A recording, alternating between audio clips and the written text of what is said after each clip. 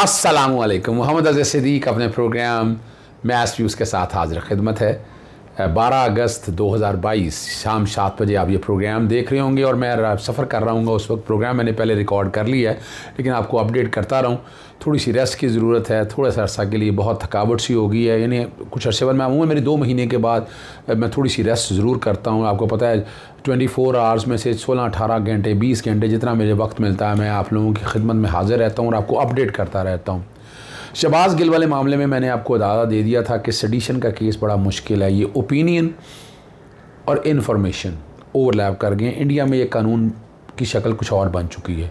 वहाँ सेडिशन इतना साबित करना इतना आसान काम नहीं है। पाकिस्तान के अंदर भी तहरीक लब्बैक पाकिस्तान के हवाले से मुकदमे हुए और तकरीबन सभी में बरी हो गए हैं।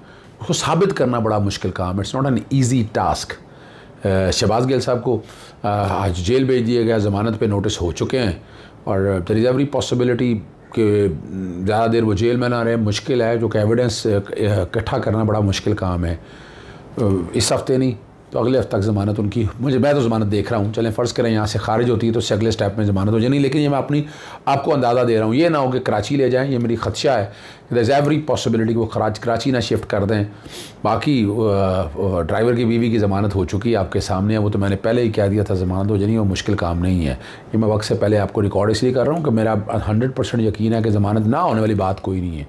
अनहोनी हो जाए कोई एक अलग बात है, उस औरत को आप रख नहीं सकते। मैंने तमाम प्रोविज़न बैकग्राउंड पे चल रही हैं सारी, जिसमें मैंने ट्वीट भी कर दिया था और इस्लामाबाद पुलिस को भी मैंने टैग करके कहा था ये मुकदमा आपने गलत दर्ज किया है, ताकि यानी चीज़ें सारी आप लोगों के सामने आ सकें ना। मैंने तो कोशिश यही की है।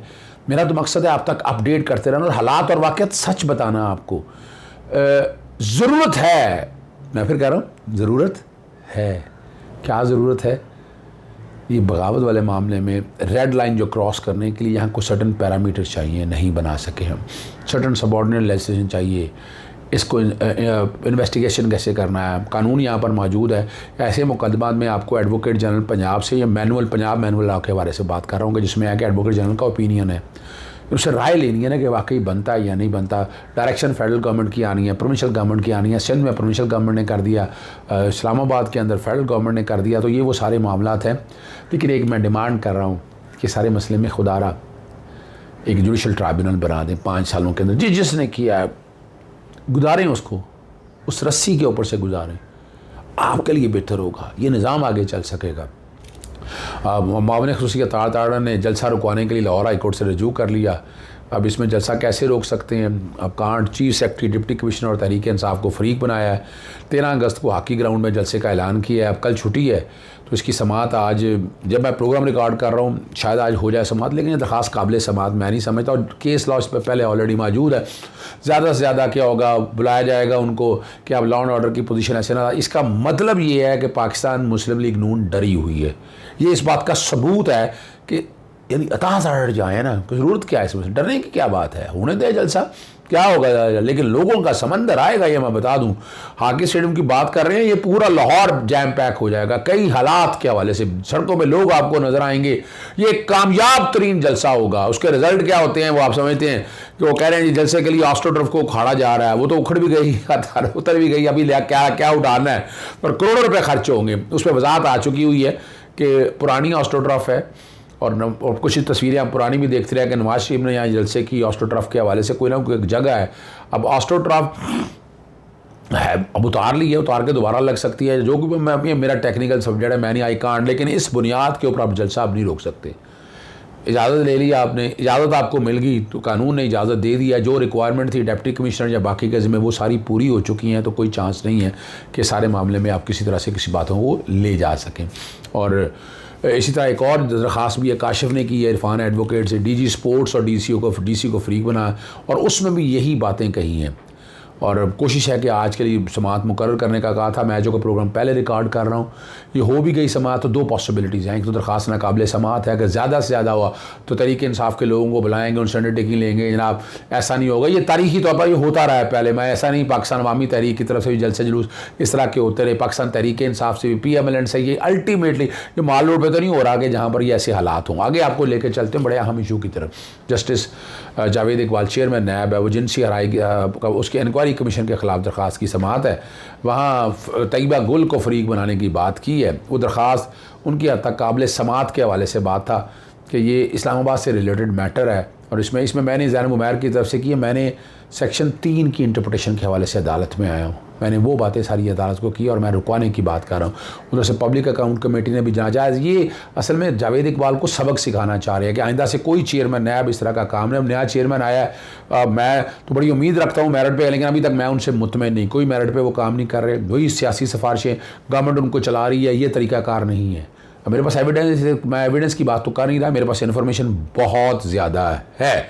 और सरकारी वकील ने जवाब दाखिल करने की मोहलत मांगी है। जवाब करने का मौका जस्टिस अनवार हुसैन साहब के पास था। ये वाली समाअत थी और केस की समाअत जो है ना ये मुलतवी हो गया। 2 अहम इशूज़ मैंने ज़रा और आपके सामने वो जिक्र करने हैं। एक जो है ना मॉडल टाउन सानिया के हवाले से इस्तगासा केस की समाअत है।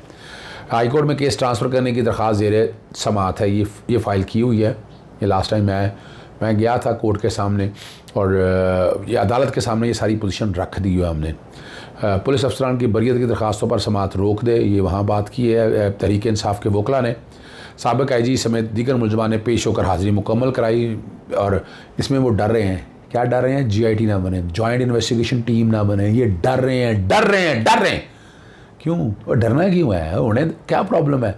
जब वो होगी एक दफ़ा इन्वेस्टिगेशन और लार्जर बेंच बना हुआ है 7 मेंबर बेंच, वो भी मेरी गुजारिश है कि उस केस को फ़िक्स कर दें, मेरिट पे डिसाइड कर दें ना। अब चूँकि छुट्टियां चल रही हैं तो सितंबर के पहले हफ्ते में मेरी डिमांड होगी, मेरी गुजारिश होगी कि केस फ़िक्स कर दें। लोगों के बड़े सवाल आते हैं, तहरीक इंसाफ की हुकूमत पर इल्ज़ाम आते हैं। तहरीक इंसाफ की हुकूमत का इस हवाले से कोई कंसर्न नहीं है। स्टे हाई कोर्ट ने दिया हुआ है। हाई कोर्ट अब इस मामले को डिसाइड कर दे। क्वेश्चन ऑफ लॉ मरीज़ों में इस्तबार है, GIT के हवाले से है मामला है और इसको जल्द अज जल्द, जितना जल्द हो सके ना, अदालत को इस मामले को डिसाइड करना चाहिए। दहशतगर्दी की जो अदालत के जज हैं वो इजाज़ अहमद भुट्टर हैं और गैर कानूनी तौर पर नामजद किया गया। इस्तगासा में बरी करने का हुक्म दे। अदालत ने समाअत जो है ना वो 19 अगस्त के लिए मुलतवी कर दी है। ठीक है जी। और आखिर में जो सवाल है वो बड़ा अहम है, जैसे शाहिद जमील साहब के पास है। ये खाद की कमी के ख़िलाफ़ दरख्वास्तों पर समाअत है, बड़ा अहम इशू है ये। सेक्रेटरी इस्टेब्लिशमेंट की यकीन दहानी उन्होंने कराई। उन्होंने कहा कि रिकॉर्ड मुकम्मल कर लेंगे 1 सितंबर तक। मैं आपको समझा दूं ये इशू है क्या। चलें छोड़ें, मैंने इस पर मीडिया में मैंने छोटा सा एक क्लिप मैंने किया था और ट्विटर पे मैंने फेंका था, वही ज़रा सुन लें। बहुत आम इशू है इस वक्त, इस पर गुफ्तगू करनी है और ये मफाद आमा का इशू है। बड़े अरसे से हम कोशिश कर रहे हैं चीनी की प्राइसेस जिस तरह मुकर्रर कराई, ट्रैक एंड ट्रेस सिस्टम के हवाले से 1977 का एक्ट था, 1958 का एक्ट था, लेकिन ज़ख़ीरा अंदोज़ी और ये मामले रुक नहीं रहे थे। क्रेडिट जाता है जनाब जस्टिस शाहिद जमील साहब को, यानी अदालती तौर पर एक्टिविज्म को सही मामले में एनफोर्समेंट ऑफ फंडामेंटल राइट के हवाले से। और चीनी का मैकेनिज्म आपने देखा होगा, चीनी की अब शॉर्टेज नहीं है। एक और बड़ा अहम काम चल रहा है, वो डेली कमोडिटीज़ के हवाले से जो रोज़मर्रा की अशिया हैं, जिसमें आपकी मिसाल के तौर पर दालें, चावल, बाकी चीज़ें जितनी ले लें, गंदम की चीज़ें ये सारी ले लें, ये सारी चीज़ों को सामने रख के भी एक आईनी दरखास्त चल रही है जुडिशल एक्टिविज्म पैनल की तरफ से। उसमें हमने सबसे खाद का, आपको पता है पिछले दिनों बड़ी शॉर्टेज हुई थी, तो वो गर्दावरी सिस्टम के ऊपर बैठकर उसको स्ट्रीमलाइन किया जा रहा है और इतनी गलतियां हैं सारे आपके रेवेन्यू रिकॉर्ड के अंदर, वो सारी तस्हीह हो रही है और जो ब्लैक मार्केटिंग वो अब खत्म हो रही है, कंप्यूटराइज हो रहा है। ये खबर दे रहा हूं मैं आपको, पूरे पंजाब का रिकॉर्ड कंप्यूटराइज हो रहा है। खाद जो है वो डिस्ट्रीब्यूशन गर्दावरी सिस्टम से कंप्यूटराइज भी और मैनुअल चल रही है, लेकिन 1 सितंबर तक इंशाल्लाह ये सिस्टम इन प्लेस आ जाएगा। लोगों की शिकायत बकायदा एक एप्लीकेशन बन रही है, लोगों शिकायत दर्ज कर सकेंगे और देख सकेंगे और खाद अर्जा नरखों पर दस्तयाब होगी।